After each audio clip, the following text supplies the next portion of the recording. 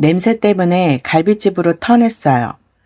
예약 시간이 1시간이나 지나 다급히 전화한 제게 검사인 동서가 짜증 섞인 목소리로 내뱉은 말이었습니다.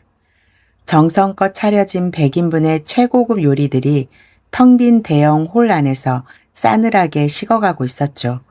시댁의 든든한 동아줄이자 완벽주의자로 칭송받던 검사동서. 과연 그 화려한 직위 뒤에 숨겨진 진짜 모습도 그렇게 완벽했을까요?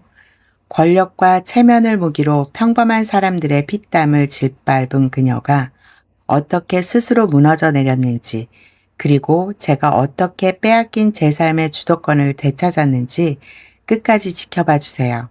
비슷한 억울함을 겪으신 분들께 작은 위로가 되길 바랍니다.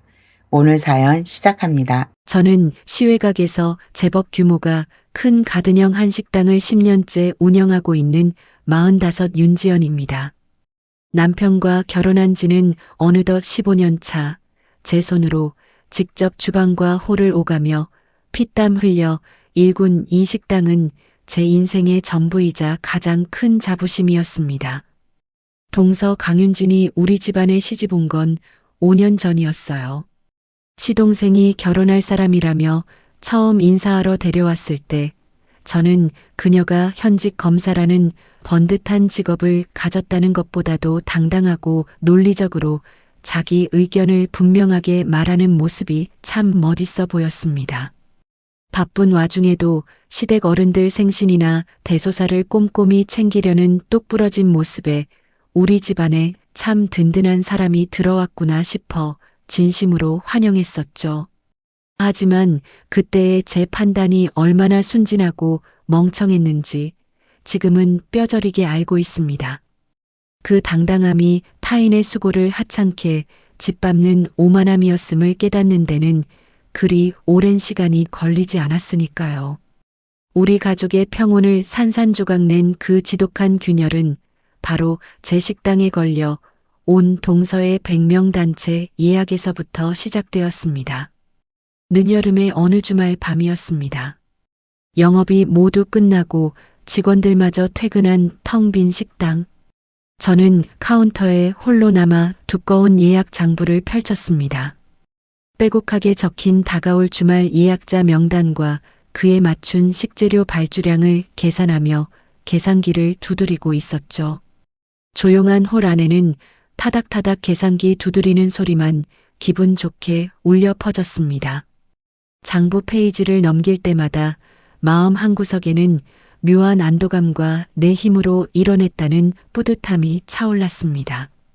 처음 이 식당을 시작할 때 시부모님께서 초기 자금을 일부 지원해 주셨습니다. 늘 그 부채감이 제 어깨를 무겁게 짓누르고 있었죠. 명절이나 시댁 행사가 있을 때마다 시어머니는 저를 보자마자 다해진 낡은 앞치마부터 툭 던지셨습니다. 지연아, 넌 식당 하니까 손 빠르잖니. 전부터 좀 붙여라. 윤진이는 피곤할 텐데 좀 쉬게 두고. 가문의 자랑인 검사 둘째 며느리에게는 늘 거실 상석을 내어주며 과일을 깎아다 바치시면서도 저에게는 주방의 굳은 일이 무조건적인 의무였습니다. 서운함이 왈칵 밀려올 때도 있었지만 저는 묵묵히 참아냈습니다. 며느리로서 빚을 갚아야 한다는 강박도 컸고 무엇보다 평화주의자를 자처하며 갈등을 회피하는 남편과의 평온한 가정을 깨고 싶지 않았으니까요. 그래, 시댁에서는 찬밥 신세라도 내 구역인 식당에서만큼은 내가 사장이고 손님들한테 인정받고 있잖아. 저는 장부를 덮으며 씁쓸한 입맛을 다셨습니다. 부당한 차별쯤은 그저 내 생업에 집중하며 견뎌내자고 그렇게 다시 한번 마음을 다잡았습니다.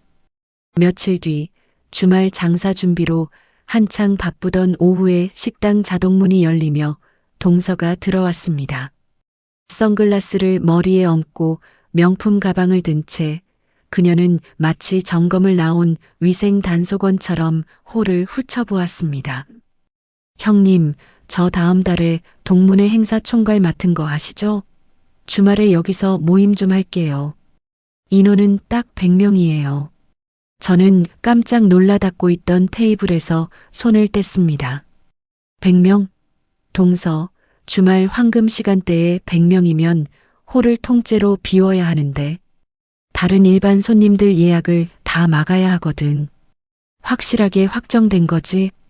제 걱정스러운 물음에 동서는 픽 헛웃음을 쳤습니다.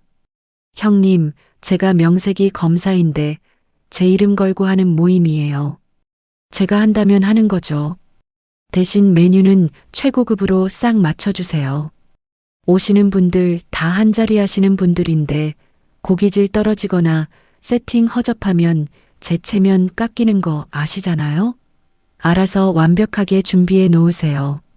마치 아랫사람에게 지시를 내리듯 거만한 태도였습니다. 불쾌감이 목 끝까지 차올랐지만 저는 애써 억누르며 고개를 끄덕였습니다. 100명 단체라면 매출도 컸고 무엇보다 시댁 식구의 체면이 걸린 일이니 허투루 할 수 없었으니까요. 저는 그날부터 주말 저녁 일반 예약을 모두 차단했습니다. 단골 손님들의 항해 전화에도 거듭 죄송하다며 고개를 숙였고 최고급 한우와 싱싱한 해산물을 엄청난 양으로 선불 결제까지 해가며 대량 발주를 넣었습니다. 혹여나 동서의 완벽주의적 기준에 미치지 못할까봐 며칠 내내 살얼음판을 걷는 기분이었습니다. 드디어 예약 당일 주말 저녁, 호라는 100인분의 정갈한 세팅과 함께 고급스러운 요리들이 완벽하게 준비되어 있었습니다. 직원들도 모두 긴장한 채 대기하고 있었죠. 그런데 예약된 시간이 30분이 지나고 1시간이 다 되어 가도록 식당 문은 열리지 않았습니다. 100석 규모의 홀은 숨막히도록 고요했고 불판 위에 올려둘 준비를 마친 값비싼 고기들의 핏물이 조금씩 배어 나오기 시작했습니다. 피가 마르는 심정으로 동서에게 다급히 전화를 걸었습니다. 신호음이 한참을 울린 뒤에야 시끄러운 사람들의 웃음소리와 함께 동서의 목소리가 들렸습니다. 아, 왜요, 형님? 저 지금 바빠요. 동서, 지금 시간이 몇 시인데 아직 아무도 안 와? 100인분 음식 다 차려놓고 고기까지 세팅 다 끝났는데 혹시 차가 막히는 거야?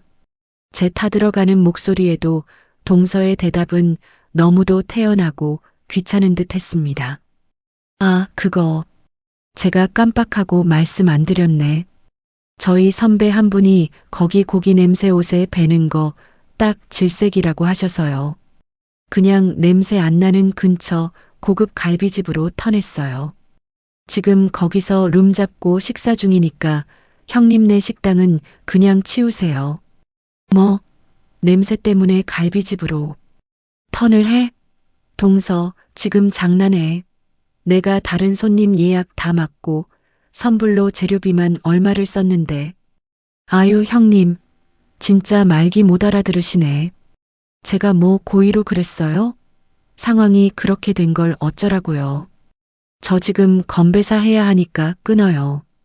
일정 방해하지 마시고요. 뚝. 전화가 끊겼습니다. 뚝. 거리는 기계음만 멍한 귓가에 맴돌았습니다. 처음의 당황스러움은 순식간에 걷잡을 수 없는 충격과 뼈저린 모멸감으로 뒤바뀌었습니다. 10년간 피땀 흘려 지켜온 내 식당, 내 생존이 걸린 수고로움이 그녀에게는 그저 기분 따라 언제든 쓰레기통에 처박아도 되는 하찮은 것이었습니다. 테이블 위에 싸늘하게 식어가는 100인분의 음식들을 보며 저는 입술을 꽉 깨물었습니다. 손끝이 파르르 떨렸습니다. 더 이상 저 오만한 여자를 가족으로 존중할 수 없다고 뼈저리게 느꼈습니다. 저는 떨리는 손으로 스마트폰을 들어 텅 빈 홀과 폐기해야 할 최고급 식재료들을 하나하나 사진으로 남겼습니다. 그리고 당일 단체 예약 내역이 적힌 장부를 챙겨 들고 거칠게 식당을 나섰습니다. 그 길로 차를 몰아 시댁 본가로 향했습니다.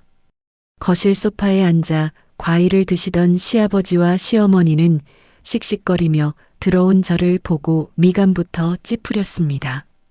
저는 말없이 챙겨온 예약 장부와 방금 찍은 사진들을 거실 테이블 위에 쏟아냈습니다.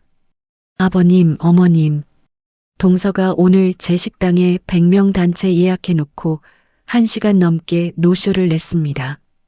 냄새난다고 다른 갈비집으로 갔다네요.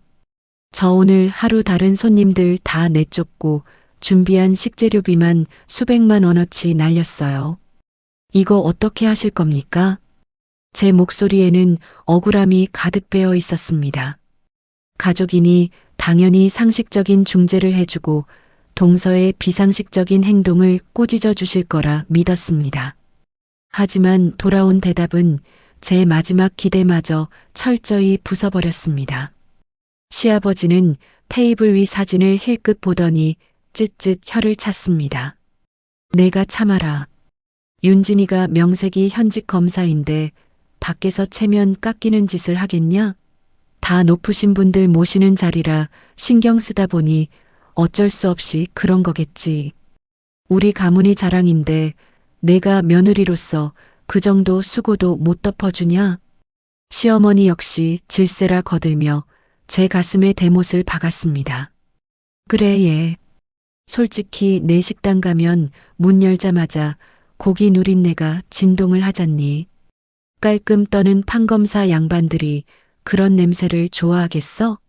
윤진이가 바빠서 미리 연락 못한 건 아쉽지만 내 식당 냄새 탓을 해야지 누굴 탓해.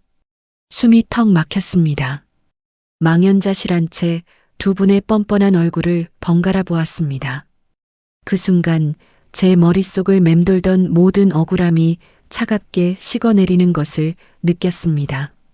이 집안에서 저는 가족이 아니었습니다.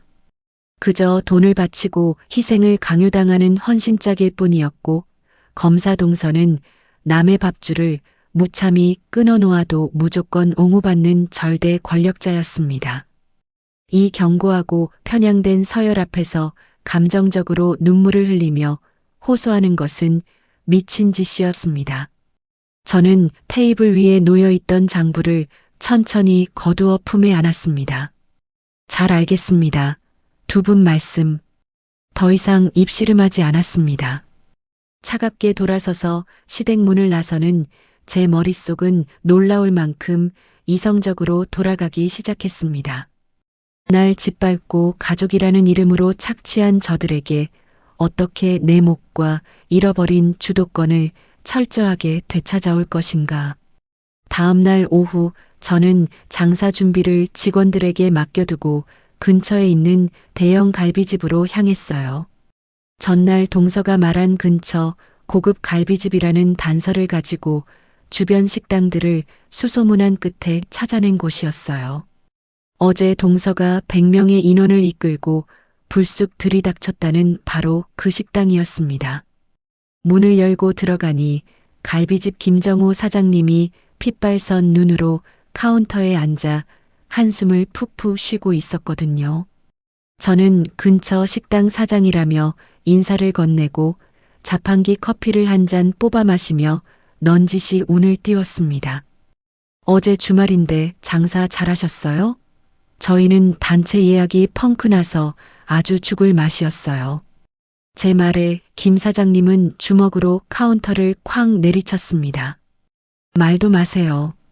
어제 예약도 없이 갑자기 100명이 우르르 밀고 들어와서는 우리 단골 손님들 다 쫓아내고 아주 난장판을 만들었지 뭡니까. 그중에 잘난 척하는 젊은 여자가 하나 있었는데 자기가 무슨 검사라나 뭐라나 하면서 서비스 고기를 내놔라 반찬이 왜 이리 헐빈하냐 종업원들 무릎 꿇려라 아주 쌩난리를 쳤어요. 사장의 이마에는 아직도 억울한 핏대가 서 있었습니다. 고기는 다 태워 먹고 결제할 때는 지들끼리 회비 거둔 거 안 맞는다면서 카드를 3번이나 취소하고 다시 긁게 만들었어요. 주말 장사 완전히 망쳤습니다. 돌이켜보면 그 순간 저는 나 혼자만 저 여자의 오만함에 당한 억울한 피해자가 아니라는 사실에 기묘한 안도감을 느꼈어요.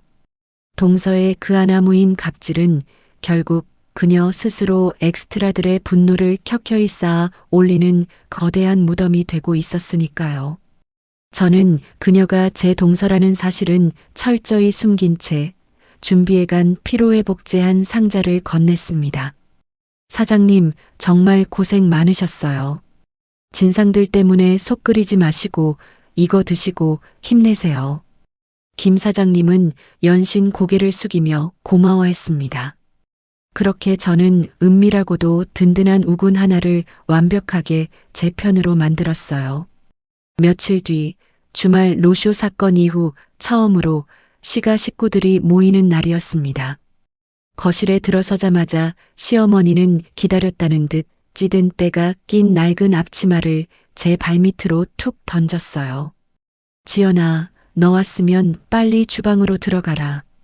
오늘 윤진이 손님도 와 있으니까 과일 좀 예쁘게 깎아오고. 거실 소파에는 동서와 그녀의 동문의 총무인 최지연 씨가 마주 앉아 있었습니다. 동서는 턱을 갠 채 거만한 표정으로 총무를 다그치고 있었어요. 최 총무, 다음 달 우리 가문 어른들이랑 동문회 연합으로 하는 대형 행사, 기획안이 이게 뭡니까? 내 체면이 걸린 자리인데 호텔 연회장 세팅이 너무 허접해요. 당장 최고급으로 다시 엎어오세요. 총무는 서류 뭉치를 쥔 채 입술만 달달 떨고 있었어요. 누가 보아도 동서의 무리한 완벽주의와 억압적인 태도에 극심한 스트레스를 받고 있는 표정이었습니다. 동서, 총무님도 바쁘신 분인데 너무 몰아세우지 마세요. 제가 넌지시 한마디 거들자 동서는 코웃음을 쳤어요. 형님이 뭘 아신다고 끼어드세요? 저는 완벽하지 않으면 직성이 안 풀리는 사람입니다. 밥집 하시는 형님 기준이랑 저랑은 다르잖아요. 과거 같았으면 그 모욕적인 말에 상처받고 묵묵히 주방으로 들어가 과일을 깎았을 겁니다. 하지만 저는 시어머니가 던진 낡은 앞치마를 발끝으로 툭 차서 집어들었어요. 그리고 거실 구석에 있는 쓰레기통 뚜껑을 열고 그 안에 앞치마를 미련 없이 처박았습니다. 어머님, 저 이제 손목이 아파서 이런 꾸준일 못합니다. 앞치마는 버릴게요. 시어머니의 두 눈이 휘둥그레졌고 동서도 놀란 듯 저를 쳐다보았어요. 저는 굳어진 그들의 얼굴을 뒤로 한 채 단 한마디의 사과나 변명도 남기지 않고 그대로 시가를 빠져나왔습니다. 그날 밤 안방 침대에 누워 스마트폰만 들여다보는 남편 박상민에게 다가갔어요. 저는 100인분 식재료 폐기 내역과 손시래기 찍힌 영수증 뭉치를 그의 눈앞에 내밀었습니다. 당신이 똑똑히 보세요. 당신 재수 씨가 낸 고의적인 노쇼 때문에 우리 식당이 입은 피해액입니다. 남편으로서 동서에게 최소한 반이라도 배상하라고 요구하세요. 제 단호한 목소리에 남편은 귀찮다는 듯 영수증을 밀쳐냈어요. 아, 당신 진짜 왜 이렇게 속이 좁아? 윤진이가 일부러 그랬겠어?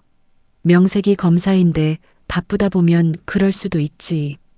좋은 게 좋은 건데 굳이 돈 물어내라 마라 하면서 집안에 분란을 만들어야겠어? 집안 분란? 내 생계가 무너졌는데 당신 눈에는 가문의 평화만 보입니까? 당신은 식당 사장이니까 돈 몇 푼에 예민하게 구는 모양인데 밖에서 큰일 하는 사람 발목 잡지 마. 나 피곤하니까 불 끄고 자. 남편은 이불을 푹 뒤집어 썼습니다. 그 둥그런 등판을 내려다보는 순간 저는 이 남자에 대해 남아있던 일말의 기대마저 완전히 잘라냈어요. 이 인간에게 저는 아내가 아니었습니다.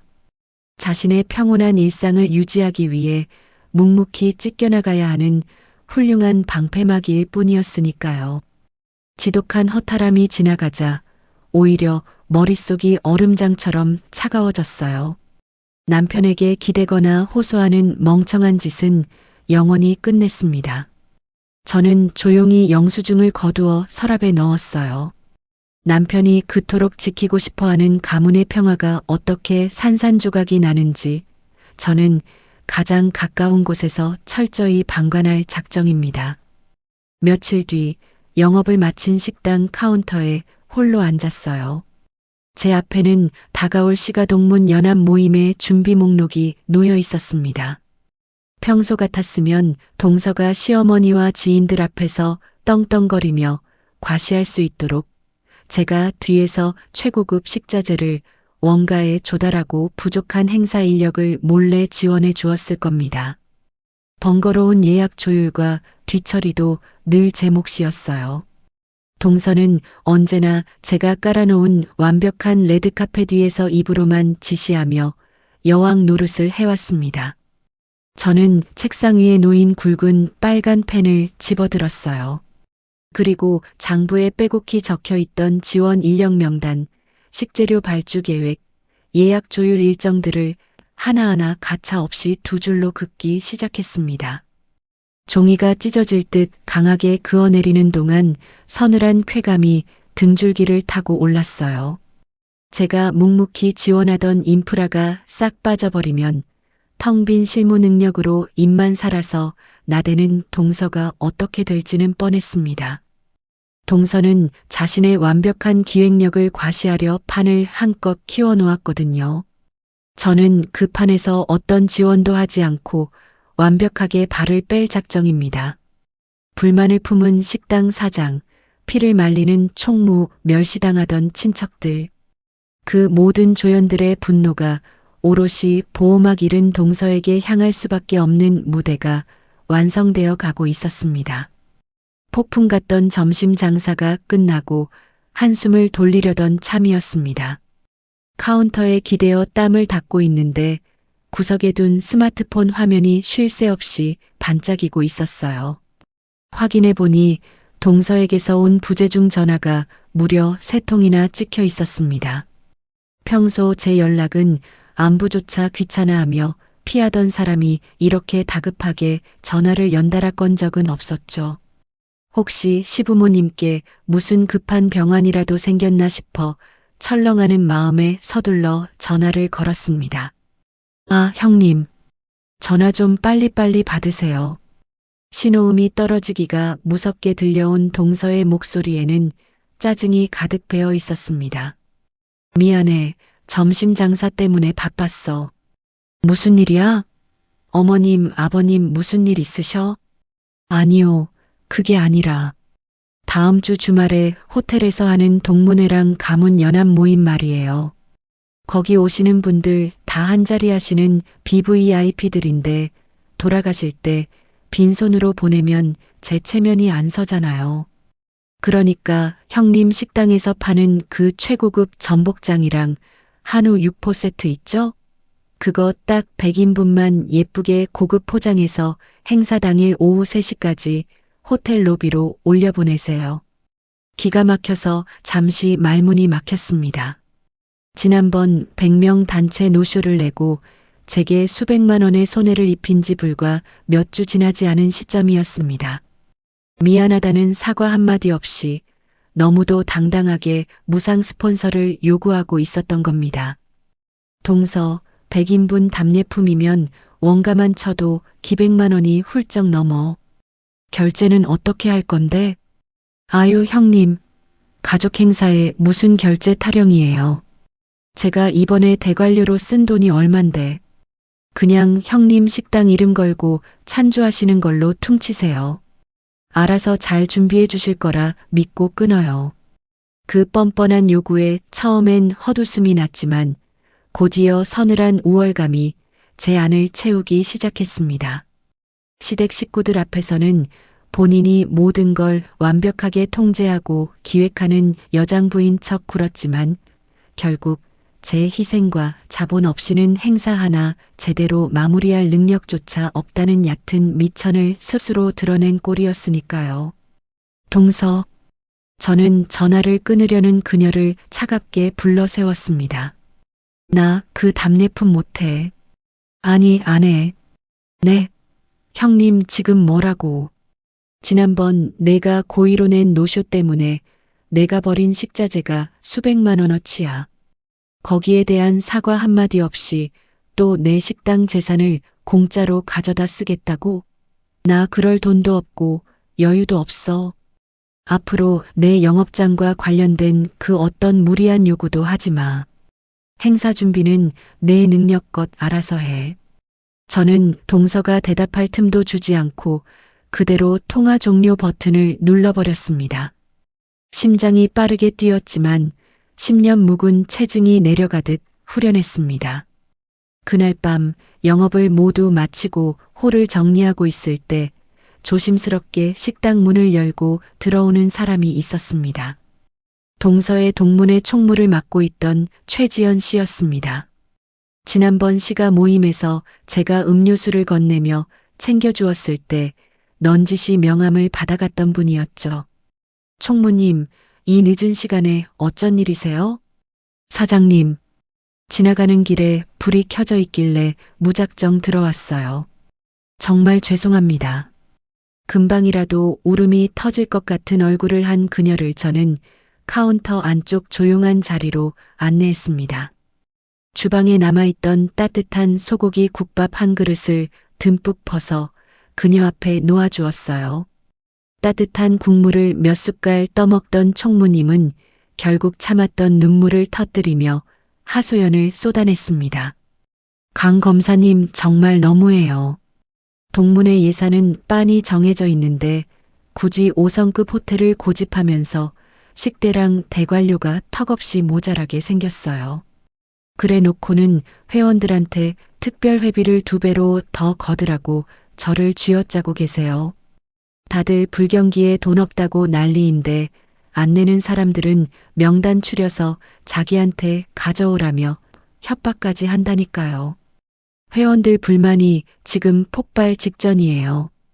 그 이야기를 듣는 순간 제 머릿속이 맑아지는 기분이었습니다. 저에게만 가해지던 동서의 오만함이 드디어 시댁 울타리를 넘어 외부로 뻗어나가 스스로 수많은 적을 만들고 있다는 사실이 너무도 통쾌했습니다. 저는 그녀의 손을 따뜻하게 잡으며 깊이 공감해 주었습니다. 총무님, 그동안 얼마나 마음고생이 심하셨어요. 다 이해해요. 하지만 총무님이 억지로 욕먹어가며 막아주니까 동서가 더 날뛰는 걸지도 몰라요.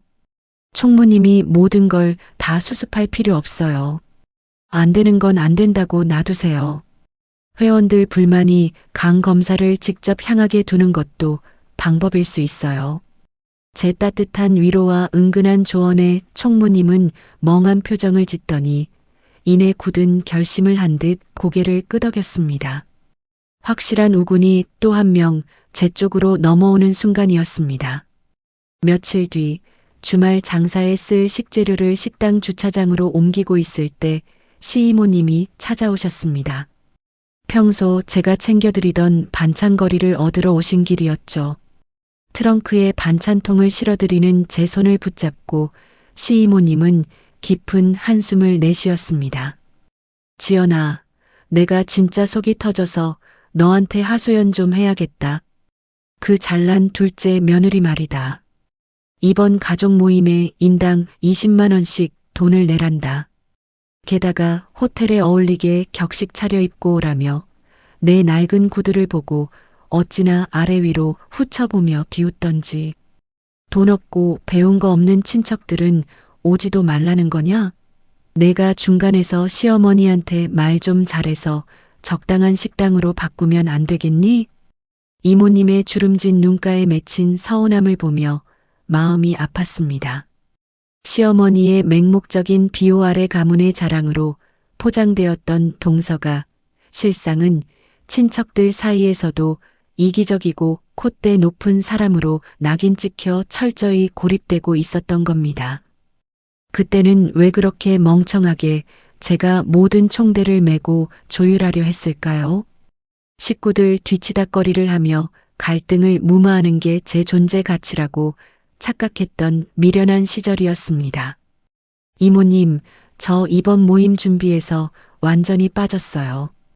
동서가 자기 이름 걸고 완벽하게 하겠다고 큰 소리친 행사잖아요. 제가 나설 자리가 아닙니다. 서운한 게 있으시면 모임 당일에 참지 마시고 강 검사한테 직접 말씀하세요. 그래야 그 사람도 알죠.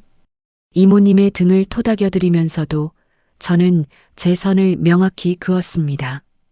제가 방관의 벽을 높게 칠수록 친척들의 원망은 오롯이 동서를 향해 날카롭게 벼려질 테니까요. 그날 늦은 밤 퇴근해 집에 돌아오니 거실 소파에 누워 텔레비전을 보던 남편이 저를 보자마자 신경질적으로 몸을 일으켰습니다. 어휴, 당신 진짜 왜 이래? 아까 엄마가 노발대발하시면서 전화 왔잖아. 윤진이가 행사 답례품 좀 부탁한 거 가지고 칼같이 잘라버렸다며? 당신 진짜 가족끼리 너무 야박하고 이기적인 거 아니야? 어이가 없어서 실소가 터져 나왔습니다. 야박해? 내 재수 씨가 내 식당 재산 수백만 원어치를 우습게 날려먹은 건 기억 안 나요? 나한테 답례품 100개를 공짜로 요구하는데 내가 호구입니까? 아씨, 돈 몇 푼 가지고 유세 좀 떨지 마. 엄마 화나셔서 뒷목 잡으시게 생겼으니까 딴소리 하지 말고 행사 날까지 100개 포장해서 호텔로 보내. 내가 진짜 집안 시끄러워지는 꼴을 못 보겠네. 남편은 짜증스럽게 소리를 빽 지르고는 방문을 쾅 닫고 안방으로 들어가 버렸습니다. 남편의 닫힌 방문을 보며 제 가슴 속에 남아있던 한 줌의 분노마저 차갑게 식어내렸습니다. 이 철저히 이기적인 가족 구조 안에서 남편은 영원히 방관자일 뿐이었습니다. 부모가 화를 내는 불편한 상황을 피하기 위해 아내의 고열을 짜내는 비겁한 인간. 저는 코트를 벗지도 않은 채 제 서재방으로 들어가 노트북을 켰습니다. 남편에게 기대어 가족의 문제를 해결하려던 헛된 희망을 완전히 버리기로 했습니다. 저는 즉시 은행 사이트에 접속해 식당 사업자 계좌와 제 개인 통장의 모든 비밀번호를 복잡하게 변경했습니다. 시댁으로 나고 들던 자잘한 자동이체와 경조사 계좌 연결까지 모조리 해지해버렸습니다. 단돈 1원도 제 허락 없이는 이 시댁 식구들에게 흘러가지 못하게 원천 차단한 것입니다. 저들의 무모한 만용은 모두 제가 뒤에서 조용히 메워주던 자본과 희생 덕분이라는 걸 이제 그 고급 호텔 연회장 한복판에서 뼈저리게 느끼게 해줄 차례였습니다. 주말 오후 한바탕 점심 손님들이 빠져나간 홀을 정리하고 있었습니다. 그때 식당 자동문이 열리며 낯익은 얼굴이 들어왔어요. 동서의 남편, 그러니까 시동생이었습니다. 형수님, 지난번 단체 예약건 때문에 제가 면목이 없습니다. 그는 무척 젠틀하고 점잖은 태도로 고개를 숙였어요. 집사람이 그러는데 형수님 식당 쪽에 피치 못할 사정이 생겨서 부득이하게 근처 식당으로 장소를 옮겼다고 들었습니다. 집사람도 많이 아쉬워했어요. 순간 제 귀를 의심했습니다. 100인분 음식을 차려놓은 상태에서 식당 냄새 타령을 하며 일방적으로 노쇼를 냈던 사람이 자기 남편 앞에서는 어쩔 수 없이 장소를 양보한 천사표 안의 행세를 하고 있었던 겁니다. 밖에서 저지르는 그 하나 무인 갑질과 인성 문제를 자신의 남편에게조차 철저히 속이고 숨기며 완벽한 아내이자 며느리라는 역겨운 가면을 쓰고 있었어요. 헛웃음이 새어나오는 것을 꾹 참았습니다. 저는 당장 그 자리에서 윤진의 거짓말을 들춰내기보다 일단 아무 말 없이 지켜보기로 했습니다. 저는 당일에 참담했던 노쇼와 폐기된 식재료에 대해 단 한마디도 꺼내지 않았습니다. 그저 의미심장한 미소를 지으며 차를 내어드렸어요. 아유, 서방님. 다 지난 일인데요. 동서가 참 바빴나 봅니다. 시동생에게 진실을 말하지 않은 채 저는 이 상황이 앞으로 어떻게 흘러가는지 지켜보기로 했습니다. 며칠 뒤 동네 상인의 회비 문제로 지난번 그 대형 갈비집에 들렀을 때였습니다. 김정호 사장님은 저를 보자마자 카운터 안쪽으로 끌어당기며 핏대를 세웠어요. 사장님, 나 진짜 열불이 나서 장사를 못 해먹겠습니다. 그 잘난 검사 양반, 또 사람 속을 뒤집어 놓네요. 사장님은 숨을 몰아쉬며 극심한 분노를 토로했습니다. 다가오는 호텔 행사 때 쓸 행사용 도시락 100개를 자기 식당에 헐값으로 넘기려 했다는 겁니다. 수지타산이 안 맞아 단칼에 거절했더니 그녀가 시아버지의 단골 장부와 가문의 위세를 들먹이며 협박을 했다고 했어요. 시아버지가 우리 집 10년 단골이거든요. 며느리가 그 위세를 빌려서 아버님 얼굴 봐서 외상으로 좀 깔아달라며 억지로 주문을 밀어붙이고 갔습니다. 안 그래도 지난번에 우리 식당 엉망으로 만들어서 꼴도 보기 싫은데 내가 진짜 단상에 올라가 엎어버리려다 참았습니다. 결국 김 사장님은 오랜 단골인 시아버지와의 관계 때문에 그 외상 주문을 떠안았다고 했습니다. 재정적 한계에 부딪히자 시댁의 배경까지 동원해 M1 외부 자영업자의 고열을 쥐어짜고 있었던 겁니다. 약자를 짓밟는 그 악랄한 태도에 치가 떨리면서도 한편으로는 등줄기에 짜릿한 쾌감이 번졌습니다.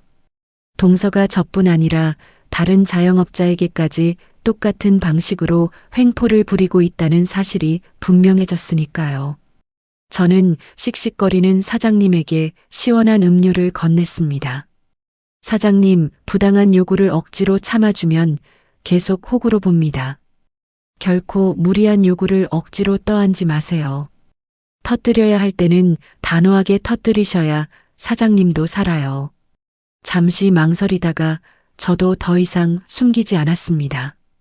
윤진이 제 동서라는 사실과 몇 주 전 제 식당에 100명 단체 예약을 해놓고 냄새가 난다며 일방적으로 갈비집으로 장소를 바꿔 수백만 원의 손해를 입혔다는 사실을 김 사장님에게 털어놓았습니다. 김 사장님은 그제야 그날 갑자기 들이닥친 100명의 손님들이 바로 제 식당 예약을 펑크낸 사람들이었다는 사실을 알고 기가 막힌다는 듯 고개를 저었습니다. 제 무언의 응원에 사장님은 꽉 쥔 주먹을 부르르 떨며 고개를 끄덕였습니다. 저는 더 이상 동서의 행동을 대신 덮어주지 않기로 했습니다. 평일 낮 브레이크 타임을 앞두고 한산해진 식당에 예고도 없이 시어머니가 찾아왔습니다. 평소처럼 턱을 치켜들고 호통을 치러 온 모습이 아니었어요. 시어머니는 남의 눈치를 살피며 저를 후미진 룸 안으로 끌고 들어갔습니다. 지연아, 너 요즘 장사는 좀 어떠니? 우물쭈물하던 시어머니의 입에서 나온 말은 기가 막혔습니다. 윤진이가 호텔 행사를 너무 크게 벌이는 바람에 지금 식대랑 대관료가 턱없이 모자란단다. 내가 식당 매출에서 급하게 돈 1,000만 원만 좀 융통해주면 안 되겠니? 그토록 집안의 기둥이라고 칭송하며 떠받들던 검사 며느리가 실상은 자기 이름표가 붙은 행사 하나 치를 재정적 능력조차 부족했던 겁니다. 겉으로는 고상한 척 다하면서 뒤로는 만만한 맏며느리의 피땀 어린 돈까지 끌어다 쓰려다 한계에 부딪힌 비참한 현실이었습니다. 과거 식당을 처음 열 때 시어머니가 보태준 지원금 때문에 숨죽여 살았던 제 억울한 세월이 떠올라 순간 울컥했습니다. 하지만 돈줄이 말라 쩔쩔매는 시어머니의 비굴한 눈빛을 마주하는 순간 완벽한 주도권이 온전히 제게 넘어왔음을 확신했습니다. 저는 말없이 스마트폰 뱅킹 앱을 열었습니다. 과거 받았던 초기 지원금의 은행 이자까지 넉넉하게 계산하여 시어머니의 계좌로 단번에 송금 버튼을 눌렀습니다. 띠링 하고 시어머니의 휴대폰에 입금 알림이 울렸습니다. 어머님, 방금 보내드린 돈으로 어머님이 저한테 해주셨던 식당 지원금은 이자까지 쳐서 완벽하게 다 다 돌려드렸습니다. 두 눈이 휘둥그레진 시어머니를 향해 저는 얼음장처럼 차갑게 쏘아붙였습니다. 이제 저 시댁에 마음의 빚도 단 1원도 없습니다. 그러니까 앞으로 제 돈 단 한 푼도 동서의 헛바람 든 행사에는 쓰이지 않을 겁니다. 돈이 부족하면 그 대단하신 검사 월급으로 대출을 받으라고 하세요. 행사를 며칠 앞둔 늦은 밤이었습니다. 마감을 끝낸 텅 빈 식당 카운터에 앉아 예약 장부와 제 다이어리를 나란히 펼쳐놓았습니다. 시댁에서 받았던 지원금도 깔끔하게 돌려드렸고 제 희생을 당연하게 여기는 남편에 대한 미련도 남김없이 버린 상태였습니다. 이제 제가 이 지독한 진흙탕 싸움을 어떻게 가장 우아하고 치명적으로 끝낼 것인지 마지막 목표를 확고히 다질 시간이었어요. 다이어리에 적힌 이름들을 하나씩 펜 끝으로 짚어 내려갔습니다. 제가 억지로 메워주던 자본과 희생의 빈자리, 동서의 억압에 숨죽여 앓고 있는 동문회원들, 무시당하고 멸시받던 친척들, 억지로 외상 도시락을 떠안고 분노가 폭발하기 직전인 갈비집 사장님, 그리고 아내의 추악한 실체를 전혀 모르는 시동생과 비겁한 남편까지. 며칠 뒤면 이들은 모두 최고급 호텔 연회장에 모일 예정이었습니다. 소모적인 분노나 억울함 같은 감정은 이미 제 안에서 깨끗하게 사라진 지 오래였습니다. 대신 제 삶을 위협했던 오만한 그녀가 자신이 완벽하게 통제하려던 바로 그 무대 위에서 어떤 모습을 보이게 될지 직접 지켜보겠다는 생각에 등줄기가 서늘해질 만큼 벅찬 희열이 끌어올랐습니다. 행사 당일 저는 더 이상 주방 뒤에서 낡은 앞치마를 두르고 꾸준히를 대신해주는 하녀가 아닐 겁니다. 머리부터 발끝까지 가장 완벽하고 화려하게 차려입은 손님의 자격으로 당당하게 정시에 홀로 참석할 작정입니다. 동서가 자신이 그토록 자신만만하게 준비한 행사를 어떻게 치르는지 저는 연회장 가장 앞자리에서 여유롭게 지켜볼 겁니다. 행사 전날 낮이었습니다. 저는 일찌감치 식당 오전 장사를 직원들에게 맡기고 단골 미용실 거울 앞에 앉았습니다. 원장님의 섬세한 손길에 맞춰 머리를 다듬고 고급스럽게 세팅을 받는 중이었습니다. 거울 속에 비친 제 모습은 무척 낯설고도 새로웠습니다. 늘 주방 안에서 기름 냄새를 풍기며 질끈 묶고 있던 머리가 우아하고 단정하게 넘겨져 있었습니다. 내일은 시댁 식구들 뒤에서 낡은 앞치마를 두르고 꾸준히를 도맡던 며느리이자 하녀가 아닐 작정입니다. 완벽하게 차려입고 초대받은 귀한 손님으로 그 화려한 연회장에 참석할 생각에 가슴이 서늘하게 뛰었습니다. 그렇게 거울 속 제 여유로운 미소를 가만히 바라보고 있을 때 테이블 위에 올려둔 휴대폰이 요란하게 울렸습니다. 화면에 뜬 이름은 동서였습니다. 전화를 받자마자 인사 한마디 없이 신경질적인 목소리가 귓가에 꽂혔습니다. 형님, 지금 어디세요? 호텔 측이랑 잠금 소통이 꼬여서 행사장 사전 세팅을 제가 직접 다 해야 할 판이에요. 지금 당장 백화점 가셔서 VIP 답례품 100개 픽업하시고 제 차로 호텔까지 좀 옮겨 놓으세요. 다급함을 넘어 당연하다는 듯 명령하는 목소리였습니다. 예전 같았으면 시댁의 압박과 며느리라는 부채감에 못 이겨 미용실 가운을 벗어 던지고 허검지검 뛰어나갔을 겁니다. 하지만 저는 손톱을 매만지며 아주 차분하고 느릿하게 대답했습니다. 나 지금 머리하는 중이에요. 내일 손님으로 가려면 나도 꼴을 좀 제대로 갖춰야 해서요. 답례품은 동서가 직접 픽업하세요.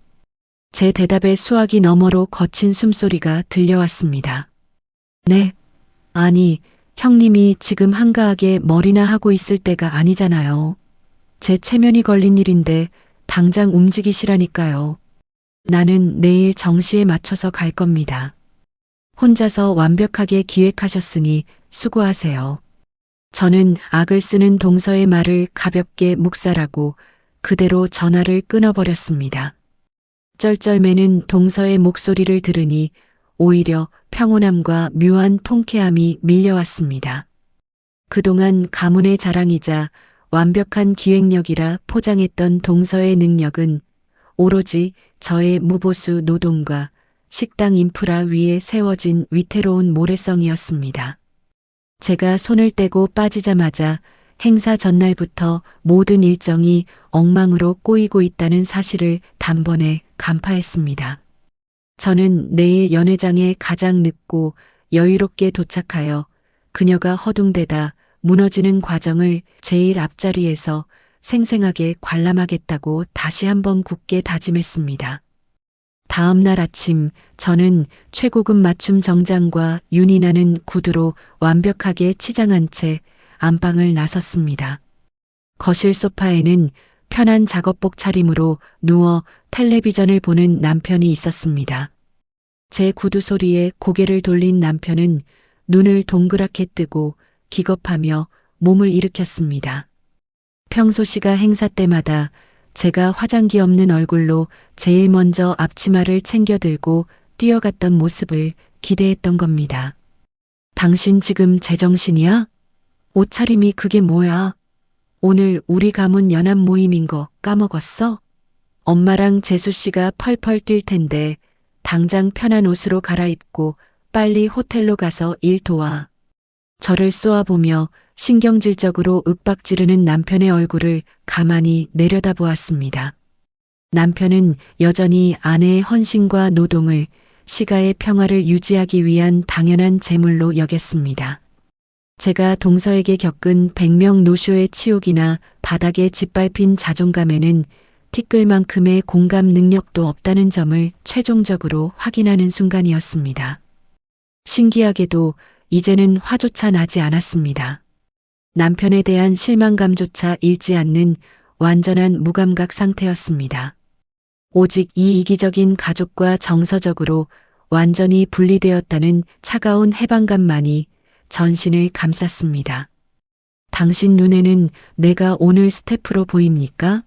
나는 오늘 그 행사에 초대받은 가족 손님으로 가는 겁니다. 뭐? 당신 진짜 돌았구나. 재수 씨 행사를 망칠 작정이야? 가족의 평화를 그렇게 지키고 싶으면 당신 혼자 일찍 가서 열심히 하인 노릇하세요. 난 정시에 맞춰서 알아서 갈 겁니다. 저는 남편의 억지스러운 요구를 단칼에 묵살했습니다. 길길이 날뛰며 황당해하는 남편만 거실에 홀로 남겨둔 채 현관문을 열고 나섰습니다.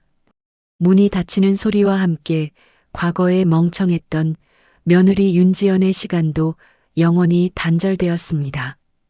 행사가 시작되기 30분 전 저는 정시에 맞춰 여유롭게 호텔 로비에 도착했습니다. 화려한 샹들리에 아래로 잘 차려입은 사람들이 하나둘 모여들고 있었습니다. 겉보기에는 무척 성대하고 화려한 행사 같았습니다.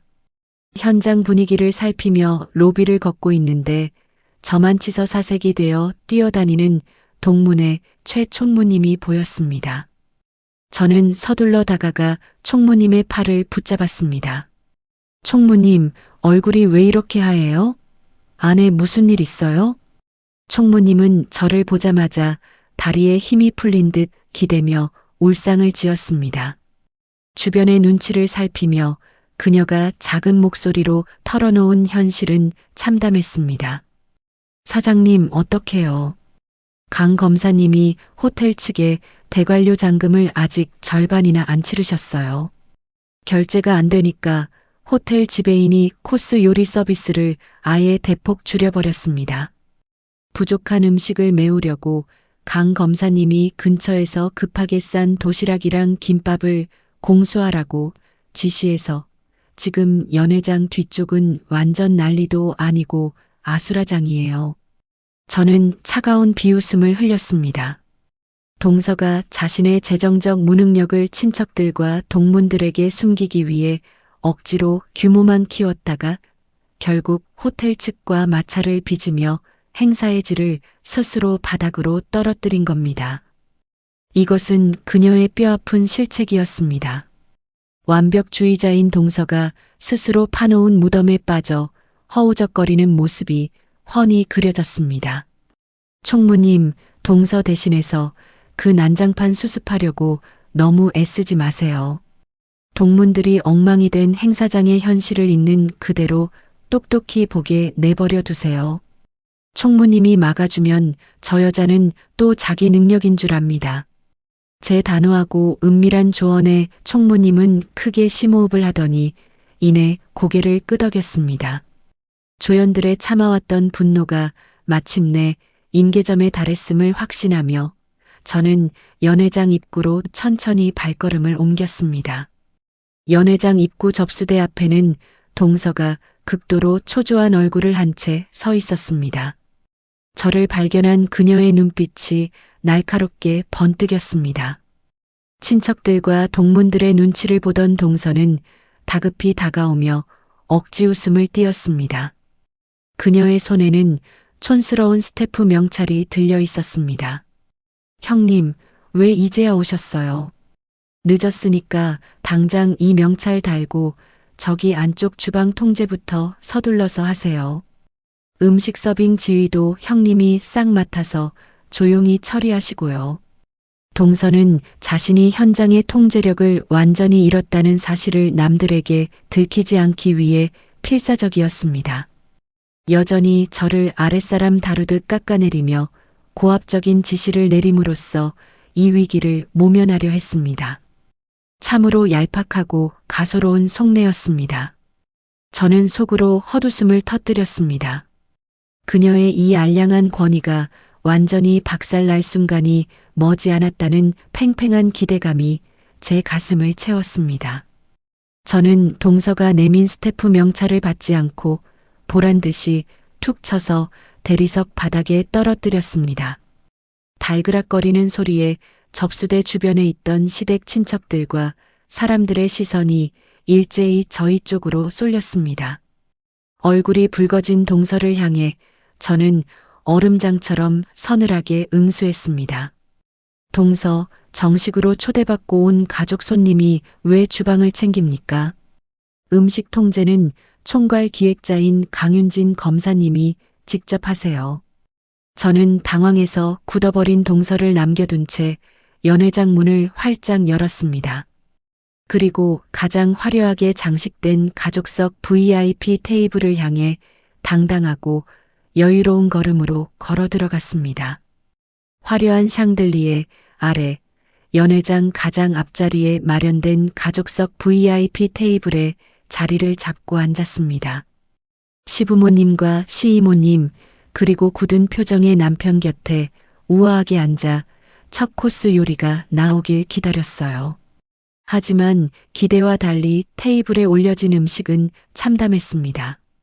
대관료 잔금을 치르지 못해 호텔 측에서 제공한 요리는 형편없이 부실했고 턱없이 부족한 양을 채우기 위해 밖에서 급조해 온 출처모를 김밥과 싸늘하게 식은 전 더미, 도시락에 담겨온 고기까지 최고급 접시 위에 흉물스럽게 흩어져 있었습니다. 아니, 인당 20만 원이나 걷어가 놓고 밥싸개가 꼴랑 이게 다야? 시이모님이 젓가락을 탁 내려놓으며 거친 불만을 터뜨렸습니다. 주변에 앉은 친척들과 동문들 테이블에서도 웅성거리는 소리가 파도처럼 흉흉하게 번져나갔습니다. 분위기가 심상치 않게 돌아가자 사색이 된 동서가 황급히 단상 위로 올라가 마이크를 움켜쥐었습니다. 여러분, 식사는 입에 맞으시는지 모르겠습니다. 오늘 이 귀한 가문 모임과 동문회를 위해 제가 얼마나 밤낮으로 신경을 썼는지 알아주셨으면 합니다. 자신의 무능과 실책을 인정하고 사과하는 대신 검사라는 직위와 화려한 말주변으로 사람들의 시선을 억지로 끌어모으려는 얄팍한 속셈이었습니다. 본질적인 불만을 기만적으로 덮으려는 그 뻔뻔한 태도에 헛웃음이 났습니다. 예전 같았으면 이모님을 달래며 적당히 참으시라 했겠지만 저는 오히려 목소리를 조금 높여 맞장구를 쳤습니다. 그러게요, 이모님. 명색이 검사님이 총괄 기획하신 대형 행사인데 식사 준비가 많이 덜 된 모양입니다. 거액의 회비까지 내셨는데 참 아쉽습니다. 제 한마디에 친척들의 실망감과 불만은 걷잡을 수 없이 증폭되었습니다. 사람들을 바보 취급하며 말로만 상황을 무마하려는 동서를 보며 저는 곧 터질 시한폭탄을 관전하는 방관자로서 서늘한 흥미를 느꼈습니다. 그때였습니다. 친척들의 웅성거림에 얼굴이 불그락푸르락해진 시아버지가 저를 향해 매섭게 미간을 찌푸렸습니다. 지연이, 너 지금 한가하게 앉아서 남 얘기하듯 불난 집에 부채질할 때냐? 명색이 10년차 식당 사장이라는 녀석이 눈치도 없이 당장 주방으로 뛰어가서 내 인맥을 동원하든 근처에서 음식을 더 떼어오든 빨리 사태 수습 안 하고 뭐해? 가문의 체면이 바닥으로 깎이는 것을 견디지 못한 시아버지가 다급해지자 다시 제게 부당한 압박을 가하며 호통을 친 것입니다. 옆에 앉은 시어머니 역시 사태의 심각성을 깨닫고 당황한 얼굴로 제 팔을 은근슬쩍 끌어당겼습니다. 그래, 얘. 이러다 우리 집안 사람들 다 보는 앞에서 망신당하게 생겼다. 내가 빨리 좀 주방에 가서 어떻게든 해봐라. 잘나가는 둘째 며느리의 뼈아픈 실책은 어떻게든 맹목적으로 덮어주면서 그 구차한 뒤처리는 모두 만만한 첫째 며느리의 땀과 희생으로 틀어막으려 하는 변함없는 이기심이었습니다. 한때는 시아버지의 저런 불호령에 심장이 덜컥 내려앉았지만 지금은 완벽하게 달랐습니다. 내 통장과 식당의 경제력이 이 집안에서 철저히 독립되어 있기에 저 강압적인 협박은 낡은 종이 호랑이처럼 우습고 공허하게 들렸습니다. 저는 꼿꼿하게 허리를 펴고 시부모님을 차갑게 마주 보았습니다. 제가 기획한 행사도 아닌데 왜 저한테 책임을 물으십니까? 부족한 음식은 총괄 기획자인 강윤진 검사님이 직접 알아서 할 일입니다. 저는 오늘 초대받은 귀한 손님으로 왔으니 끝까지 손님 대접만 받겠습니다. 단호하게 선을 긋는 제 태도에 시아버지는 괘씸한 것, 앞으로 집안에 발도 못 붙이게 할 줄 알아라 하며 뒷목을 잡았지만 저는 눈 하나 깜짝하지 않았습니다. 더 이상 시가라는 폭력적인 울타리에 얽매여 억지 희생을 당하지 않겠다는 의지를 만천하에 명확히 보여주었습니다. 잠시 후 억지스러운 시아버지의 불평을 피해 잠시 밖으로 나왔습니다. 행사장 밖 한적한 복도를 걷고 있는데 후미진 구석에서 날카로운 언쟁 소리가 들려왔습니다. 걸음을 멈추고 기둥 뒤에서 은밀히 다가가 보니 동서가 누군가와 매섭게 실랑이를 벌이고 있었습니다. 상대는 다름 아닌 제 식당 근처 대형 갈비집 김정호 사장님이었습니다. 동서가 시아버지의 단골 장부를 핑계로 강압적으로 떠맡겼던 외상 도시락 100개를 이미 행사장에 납품한 뒤인 대금을 받으러 온 모양이었습니다. 그런데 동서는 이미 손님들에게 나간 도시락의 상태를 트집 잡으며 날선 목소리로 쏘아붙였습니다. 아니, 사장님, 최고급 호텔에 들어올 음식인데 포장 수준이 왜 이리 떨어져요? 고기도 다 식었고 퀄리티가 엉망이잖아요. 이딴 걸 가져와 놓고 제값 다 받으시려고요? 당장 결제금 반으로 깎아요. 자신의 완벽한 행사를 억지로 포장하기 위해 M1 자영업자의 고열을 마지막까지 쥐어짜며 결제를 후려치려는 악랄한 수작이었습니다. 갈비집 사장님의 얼굴은 이미 붉게 달아올라 터지기 직전이었습니다. 당장이라도 동서의 멱살을 쥘 듯 굵은 주먹을 부르르 떨고 있었습니다. 타인의 생계를 쓰레기 취급하는 동서의 태도에 저 역시 깊은 분노가 치밀었지만 동시에 확신했습니다. 저 상인의 응축된 분노가 동서의 알량한 목줄을 끊어놓을 가장 완벽하고 정당한 무기가 될 것이라는 사실을 말입니다. 저는 두 사람의 실랑이에 개입하는 대신 조용히 기둥 뒤에서 빠져나왔습니다. 씩씩거리던 갈비집 사장님과 눈이 마주친 순간 저는 그를 향해 가만히 고개를 끄덕인 뒤 활짝 열려있는 연회장 문 안쪽을 의미심장한 눈빛으로 가리켰습니다. 참아왔던 그의 거대한 분노가 수백 명의 손님 앞에서 낱낱이 폭발할 수 있도록 무건의 판을 열어준 것입니다. 복도에서의 소란을 뒤로하고 연회장 제자리로 돌아와 앉았습니다. 얼마 지나지 않아 얼굴이 하얗게 질린 동서가 초조한 걸음으로 행사장 안으로 복귀했습니다. 갈비집 사장님과의 결제 문제마저 틀어진 그녀는 마지막으로 상황을 무마하기 위해 발악을 시작했습니다. 동서는 다급하게 단상으로 뛰어 올라가 다시 마이크를 움켜쥐었습니다. 아, 여러분, 오늘 뜻깊은 자리를 마련하다 보니 예기치 못하게 호텔 측 대관 비용이 초과 발생했습니다. 우리 동문회와 가문의 품격을 완벽하게 지키기 위해 뜻있는 분들의 추가 찬조금을 조금씩 더 걷고자 합니다. 참으로 뻔뻔하고 기만적인 요구였습니다. 장내는 찬물을 끼얹은 듯 싸늘해졌습니다. 사람들의 극심한 불쾌감이 최고조에 달한 순간 당황한 동서의 시선이 제가 앉아 있는 가족석 VIP 테이블로 꽂혔습니다. 우리 집안의 든든한 기둥이신 첫째 형님, 형님이 솔선수범해서 먼저 지갑을 열어주시면 감사하겠습니다. 자신의 끔찍한 실수를 남의 돈으로 틀어막기 위해 마지막 순간까지 저를 물주이자 만만한 호구로 이용하려 든 것입니다. 모든 사람의 의아하고 경멸 어린 시선이 일제히 저에게 집중되었습니다. 하지만 저는 입을 여는 대신 등받이에 깊숙이 기대어 완벽한 침묵을 선택했습니다.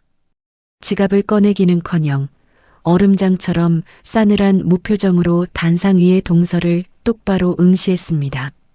제 차가운 시선 앞에 동서의 억지 웃음이 서서히 일그러지기 시작했습니다. 제가 단 1원도 내지 않고 철저히 무시함으로써 행사장 내부의 압력 속 같던 불만은 이제 오롯이 단상 위의 동서를 향해 폭발할 준비를 마쳤습니다. 그녀가 느낄 지독한 공포와 수치심을 상상하며 저는 혀끝에 맴도는 차가운 승리감을 맛보았습니다.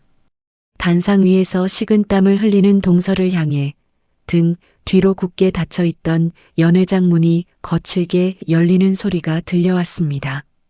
이봐요, 검사 양반. 어디 그 잘난 입으로 계속 핑계를 대보시지. 등 뒤로 굳게 닫혀있던 연회장 문이 거칠게 열리며 벼락 같은 고함이 쏟아졌습니다. 육중한 문을 밀어젖히고 들어온 사람은 다름 아닌 대형 갈비집 김정호 사장님이었습니다. 내가 아주 억울해서 오늘 주말 장사 접고 여기까지 쫓아왔소. 여기 계신 분들, 이 훌륭하신 검사 며느리가 어떻게 행사 준비했는지 똑똑히 아셔야 합니다. 김정호 사장님이 씩씩거리며 단상 앞으로 저벅저벅 걸어나갔어요. 사색이 된 동서가 마이크를 쥔 채 그를 다급히 가로막으려 했지만 사장님은 그녀를 거칠게 뿌리쳤습니다. 호텔 코스 요리 대신 당신들이 지금 씹고 있는 그 식어 빠진 고기, 그거 이 여자가 자기 시아버지 단골 장부 들먹이면서 우리 식당에 강제로 떠맡긴 헐값 외상 도시락입니다. 그것도 모자라서 수준이 떨어지네 만회하면서 결제 대금까지 반 토막으로 후려치려 들더군. 몇 주 전에는 자기 형님 식당에 100명. 단체 예약해놓고 잠수 타서 수백만 원어치 고기 다 썩게 만들고는 냄새 타령을 하더니 만만한 게 우리 같은 자영업자요? 마이크를 통하지 않고도 연회장 전체를 쩌렁쩌렁 울리는 사장님의 폭로에 하객들은 경악을 금치 못했습니다. 완벽하고 고상한 검사 며느리라는 동서의 껍데기가 실상은 외부 상인들의 피눈물을 쥐어짜고 강압적으로 착취해 만든 조악한 모래성임이 생중계되는 순간이었죠. 동서는 하얗게 질린 얼굴로 사장님, 여기서 이러시면 업무방해로 라며 떨리는 목소리로 협박을 시도했지만 아무도 그녀의 말을 들어주지 않았습니다. 그때 저는 턱을 괸 채 단상을 바라보며 조용히 미소 지었습니다. 제가 굳이 직접 나서서 소리를 지르지 않았음에도 오만한 동서가 자신이 그토록 하대하던 엑스트라의 입을 통해 철저히 발가벗겨지는 모습을 보니 10년 묵은 체증이 뻥 뚫리는 강렬한 카타르시스가 밀려왔습니다. 타인을 짓밟고 억지로 세운 권위는 결국 가장 약하다고 얕잡아 보았던 사람들의 분노 앞에 제일 먼저 무너져 내린다는 사실을 그때 똑똑히 깨달았어요. 갈비집 사장님의 폭로를 기점으로 행사장 안은 걷잡을 수 없는 아수라장이 되었습니다. 당황한 하객들이 웅성거리며 단상을 향해 손가락질을 시작할 때였어요. 참다 못한 동문의 최총무님이 자리에서 벌떡 일어나 들고 있던 행사장부를 바닥에 내동댕이 쳤습니다. 나도 더 이상은 강 검사님 비위 못 맞추겠습니다. 호텔 대관할 예산도 턱없이 부족하면서 억지로 강행해 놓고 동문들한테 특별 회비 2배로 걷어오라고 절 협박하셨죠? 회비 안 낸 사람들 명단 뽑아오라고 뒷조사까지 시키고 저 오늘부로 총무직 사퇴할 테니까 알아서 수습하세요. 그녀의 폭탄 선언에 동문의 테이블이 발칵 뒤집혔습니다. 곧이어 가족석에 앉아있던 시이모님마저 삿대질하며 고함을 지르셨습니다. 아이고, 내 참 기가 막혀서. 겉으로는 번지르르하게 가문의 품격 찾더니 뒤에서는 M1 상인들 돈 떼어먹고 남의 주머니나 털었냐? 돈 없고 배운 거 없는 친척이라고 멸시하면서 억지로 걷어간 내 찬조금 20만 원 당장 그 자리에서 환불해 내라. 맞아요. 우리 회비도 당장 토해내요. 여기저기서 빗발치는 항의와 고성에 동서는 완전히 넋이 나간 듯 단상에 털썩 주저앉고 말았습니다. 손에 쥐고 있던 마이크가 바닥에 떨어져 날카로운 기계음을 냈습니다. 자신이 완벽하게 통제할 수 있다고 믿었던 권력관계가 완전히 역전된 것입니다. 이제 동서는 자신이 억압했던 모든 무리에게 배척당하며 가장 비참하고 고립된 위치로 곤두박질 쳤습니다. 타인의 희생을 발판 삼아 군림하던 오만함의 말로를 두 눈으로 목격하자 제가 묵묵히 삭혀왔던 지난 시간들에 대한 완전한 보상과 서늘한 승리감이 전신을 감쌌습니다. 동서가 완벽하게 무너져 내린 지금 저는 이 구역질나는 진흙탕에 더 이상 제 발을 담그고 있을 이유가 없었습니다.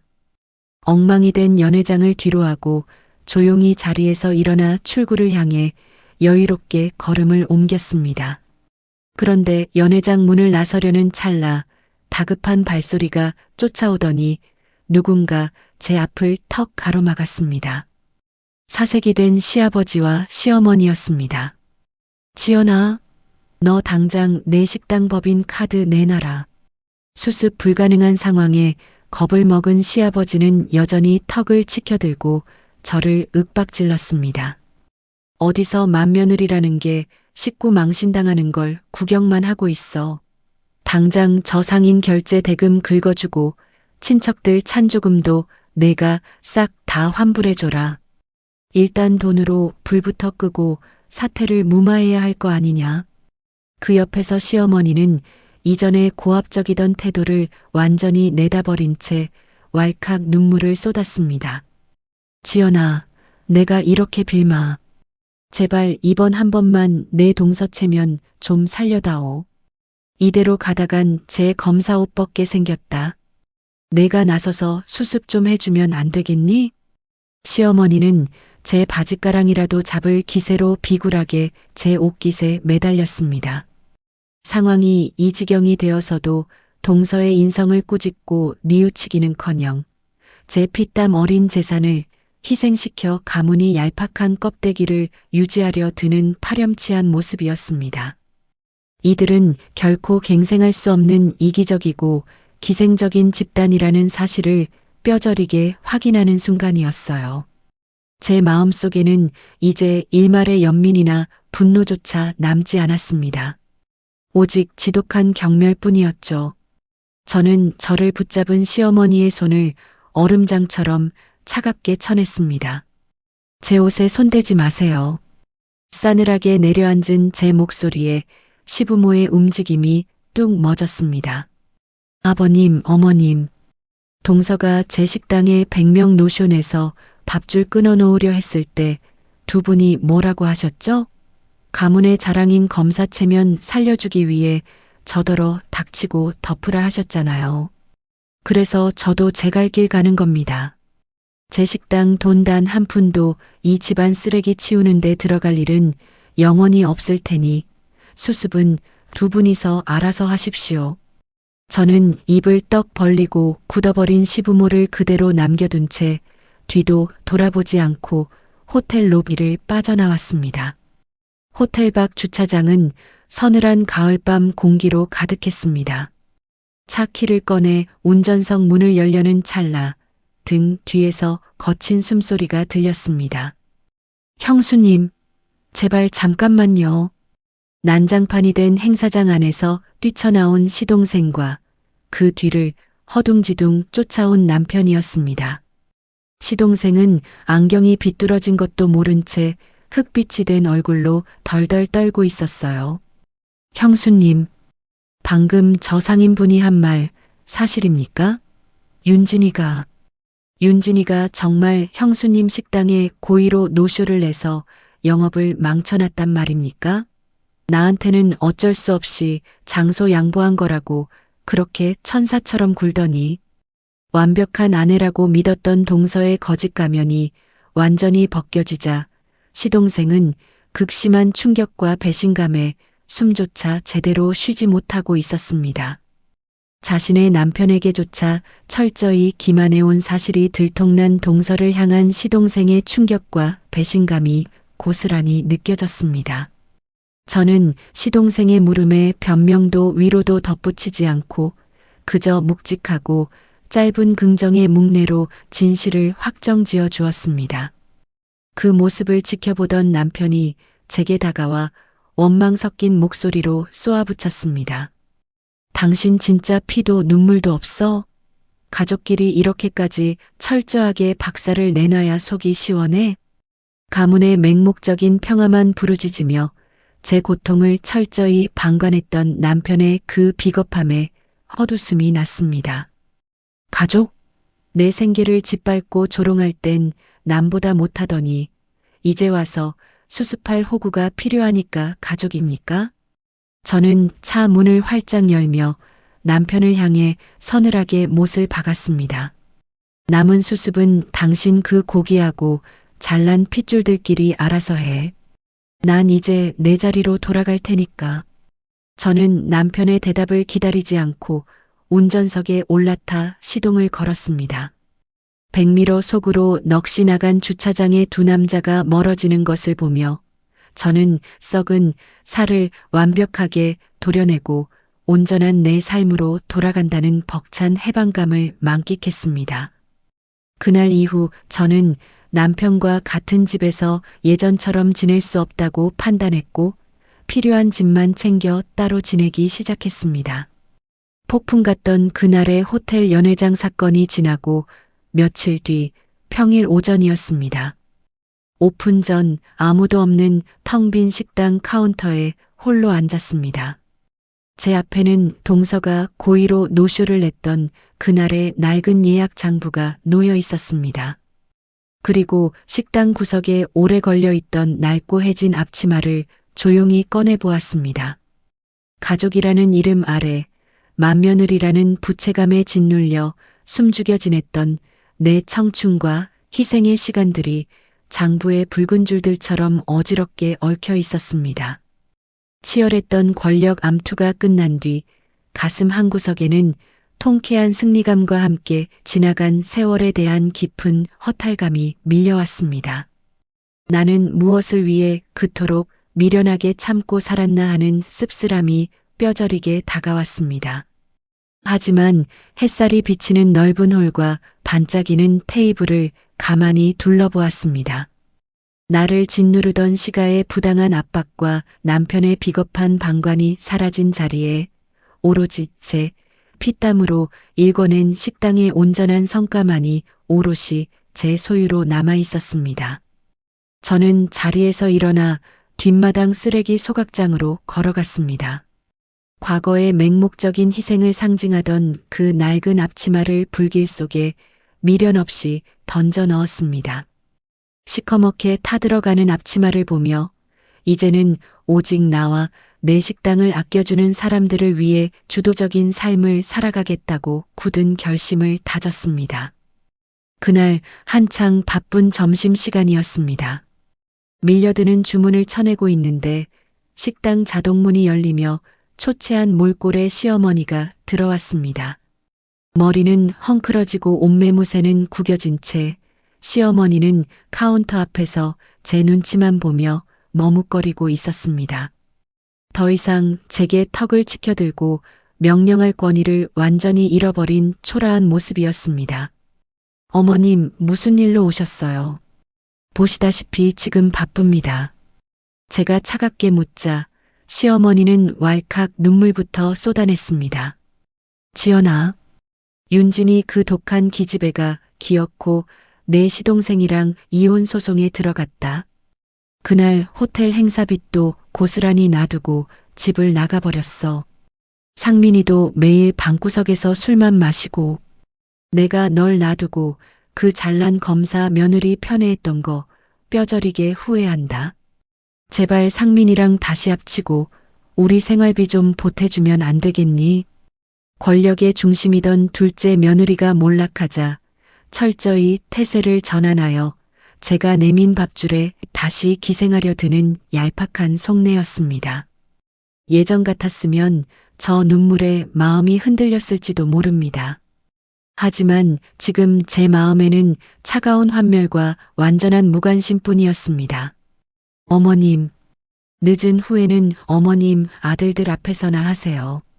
저는 이미 어머님께 받았던 식당 지원금까지 이자 쳐서 다 돌려드렸고 더 이상 이 집안 사람 아닙니다. 영업에 방해되니까 그만 나가주세요. 저는 시어머니의 처절한 애원을 무표정하게 잘라냈습니다. 직원을 불러 시어머니를 정중하지만 서늘하게 문 밖으로 축출했습니다. 그것이 시가와의 영구적이고 완전한 경제적, 정서적 단절이었습니다. 오후의 여유로운 시간, 창가 자리에 반가운 손님이 찾아왔습니다. 호텔 사건 이후 제 식당에 단골이 된 최지연 씨가 지인들과 식사를 마치고 차를 마시고 있었습니다. 저는 다가가 따뜻한 매실차를 내어드리며 감사의 인사를 건넸습니다. 지연 씨, 오늘 식사는 입에 맞으셨어요. 사장님, 식사는 당연히 최고였어요. 아, 사장님께 꼭 전해드릴 소식이 있습니다. 최지연 씨는 목소리를 낮추며 동서의 근황을 전해주었습니다. 강 검사님, 동문회에서 만장일치로 영구 제명당했습니다. 게다가 행사 당일에 갈비집 사장님한테 외상 강요하고 갑질했던 거 누군가 검찰청에 투서를 넣었대요. 지금 심각한 품위유지 위반으로 징계위원회에 회부돼서 직장에서도 완전히 매장당할 위기라고 합니다. 타인을 엑스트라 취급하며 오만하게 군림하던 동서는 결국 자신이 가장 중시하던 사회적 명예와 직위인 가리고 가정까지 모두 잃고 완벽하게 파멸했습니다. 악역의 몰락에 대한 기쁨보다는 상식을 벗어난 행동은 결국 자기 자신을 찌르는 칼로 돌아간다는 인과응보를 확인했습니다. 제가 묵묵히 버텨온 제 삶의 방식이 결코 틀리지 않았다는 깊은 안도감이 들었습니다. 자업자득입니다. 이제 그 사람 이야기는 그만하고 차 식기 전에 드세요. 저는 동서의 불행에 더 이상 귀를 기울이지 않았습니다. 이제 제 에너지는 온전히 제 식당을 찾아주는 좋은 사람들에게 최상의 서비스를 제공하는 데에만 쏟기로 했습니다. 어느 주말 저녁 제 식당 홀은 빈자리 하나 없이 손님들로 꽉 차 있었습니다. 눈코 뜰 새 없이 바쁜 저녁 장사 중 활기찬 홀을 훑어보는 제 시선에 든든한 우군들이 들어왔습니다. 갈비집 김정호 사장님 부부가 단골 손님으로 자리를 차지하고 있었고 최지연 씨가 데려온 동문회원들도 환하게 웃으며 식사를 즐기고 있었습니다. 김 사장님과 눈이 마주치자 그는 환하게 웃으며 엄지를 척 치켜 세워 주었습니다. 저 역시 깊은 감사의 눈인사를 보냈습니다. 서로의 영업장을 존중하고 돕는 건강하고 상식적인 연대였습니다. 카운터에 서서 바쁘게 돌아가는 식당 시스템을 지휘하는 제 곁에 맹목적인 평화만 부르짖으며 저를 갉아먹던 비겁한 방관자 남편의 자리는 없었습니다. 억지로 얽매여 있던 병든 가족관계를 끊어낸 자리에 서로를 존중하는 진짜 인연들과 제 땀방울로 일군 눈부신 성과가 단단하게 채워졌음을 온몸으로 체감했습니다. 지난날 주방 구석에서 남몰래 삼켰던 억울함과 눈물은 이제 완전히 씻겨 내려갔습니다. 누군가의 그림자나 하녀라는 껍데기가 아닌 오롯이 윤지연이라는 제 이름 석자로 당당하게 서 있는 현재의 제 모습이 자랑스러웠습니다. 가슴 벅찬 평화와 굳건한 자존감이 밀려왔습니다. 저는 내 삶의 완벽한 주인이자 능력 있는 자영업자로서 오늘 하루도 힘차게 식당의 불을 밝히며 저의 찬란한 일상을 묵묵히 걸어 나갑니다. 피를 나눈 혈육이거나 혼인으로 맺어진 인연이라고 해서 무조건 나의 땀과 희생을 맹목적으로 바쳐야 하는 것은 아닙니다. 지난 10년이 넘는 세월 동안 저는 맏며느리라는 무거운 굴레와 도리 속에서 제 자신을 철저히 잃어버릴 뻔했습니다. 하지만 끊임없이 저를 착취하고 무시하던 그 지독한 관계의 끈을 제 손으로 단호하게 잘라내고 나서야 비로소 제 진짜 인생과 온전한 밥그릇을 당당하게 지켜낼 수 있었습니다. 여러분의 일상은 과연 안녕하신지 묻고 싶습니다. 혹시 집안의 평화를 억지로 지킨다는 핑계로 누군가의 오만함 앞에 여러분의 소중한 자존감과 생계를 묵묵히 희생하고 계시지는 않습니까?